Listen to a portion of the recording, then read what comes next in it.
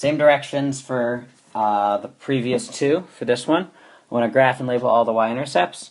This one's a little bit more tricky because it's not already factored for me, so I need to factor some pieces out of it. I look at these two terms. Both of them have a factor of 2. Both of them also have a factor of x to the first power. This one, that would be all of the x's. Here, there's 3 x's being multiplied, so that would be one of the 3. In addition, I'm actually going to take out, well, maybe I'll leave the negative there at first. So, what I'm going to do is factor out those two pieces that I said. I'm going to take a 2 times x out. And then what that gives me is minus x squared plus 4.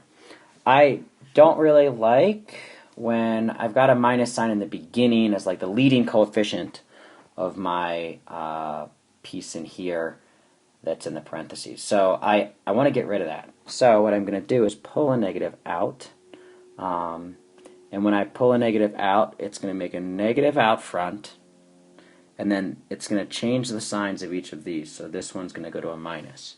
So what I'm going to get is minus 2x times x squared minus 4. I don't like that. So now notice that this term, and you could have done this from the previous one, but it would have been a little bit more messy. But this term right here is difference of 2 squares.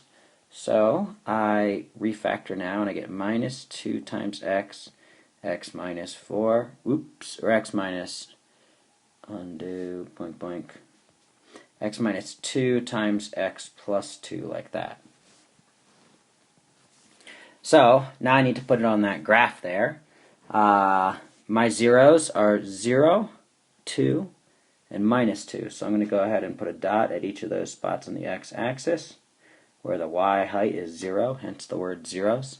Now you need to recognize that this is a cubic function, but that it goes down, unlike the previous two that went up.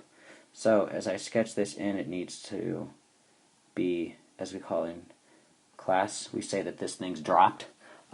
So I dropped that thing from the normal, like that. You can imagine our arms flipping for that thing.